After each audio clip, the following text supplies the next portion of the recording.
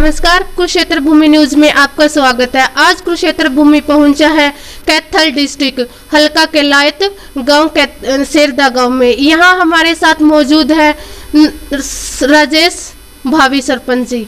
इनसे हम जानकारी लेंगे कि इनका राजनीतिक में आने का क्या मुख्य उद्देश्य है और कौन कौन सी ऐसी सौगात लेकर ये जनता के बीच आइए हैं। तो आइए सर से जानकारी लेंगे। सर नमस्कार। नमस्कार जी।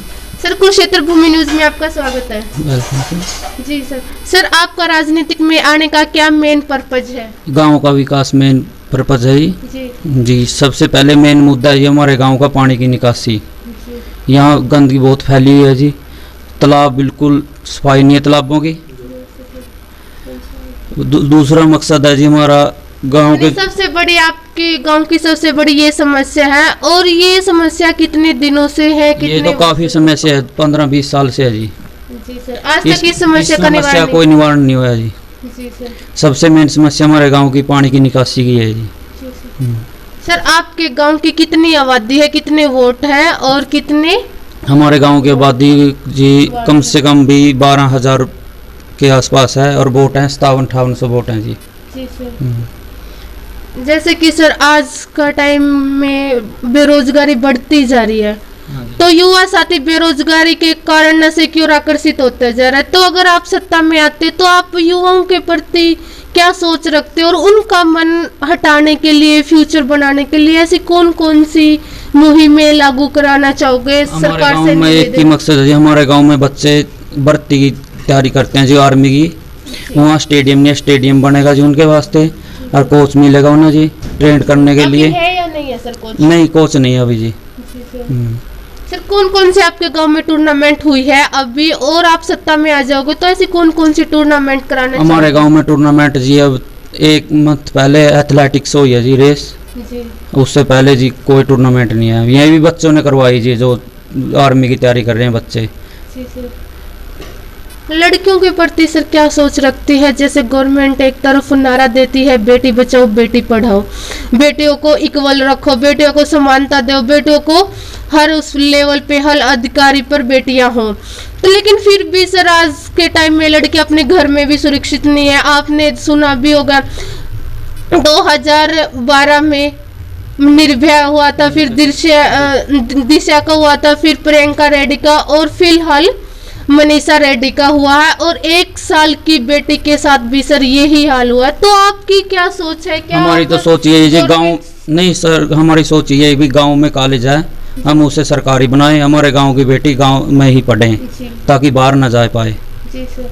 सर उनको आप आत्मनिर्भर बनाने के लिए जैसे कि ये लड़कियां शिकार हुई है इस समस्या को, लड़कियों को इन समस्या का सामना ना करने पर आप ऐसे कौन से वो कि आत्मनिर्भर बन कैसे? आत्मनिर्भर करने के लिए हौसला बढ़ाओ जी बच्चियों का।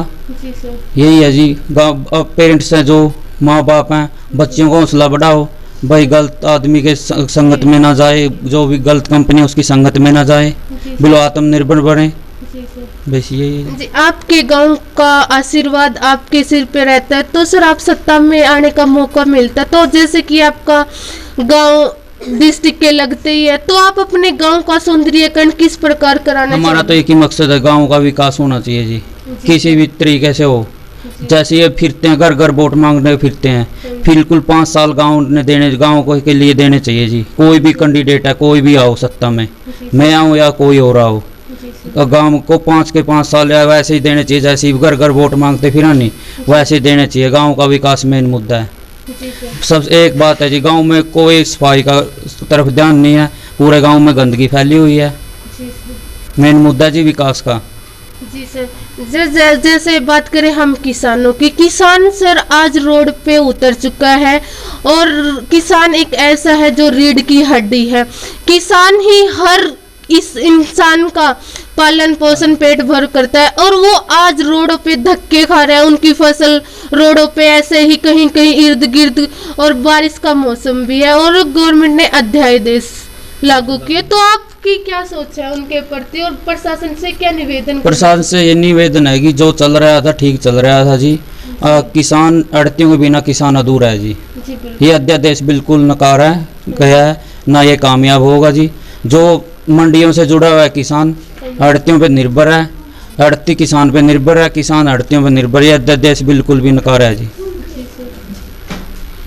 जैसे कि सर कोरोना महामारी का कहर बढ़ता ही जा रहा है और पूरा देश विदेश इस महामारी से जूझ रहा है। तो अब सर दशहरा पर्व भी नज़दीक है, दशहरा, दिवाली, नवरात्रि। तो आप अपने ग्रामवासियों को किस प्रकार की शुभकामनाएं देना चाहोगे और वो उनकी अपने आप को सुरक्षित रखे, बचाव रखे, तो आप किस प्रकार का संदेश देना चाहोगे? हम तो ग्रामवासियों से यही संदेश है जी, बिल्कुल सोशल डिस्टेंस बना के रखें, अपने बच्चों को इससे दूर रखें, घर से बाहर ना जाने दें। यही सौगात है जी दिवाली पे अपनी। तो देखिए आज कुरुक्षेत्र भूमि पहुंचा था गांव शेरदा में और हमारे साथ खास मुलाकात में थे राजेश भावी सरपंच जी। इन्होंने गांव के प्रति, किसानों के प्रति अच्छी जानकारी रखते हैं और निवेदन भी करते हैं प्रशासन से और अपने गांव की जनता से। तो बने रहे कुरुक्षेत्र भूमि न्यूज में। धन्यवाद।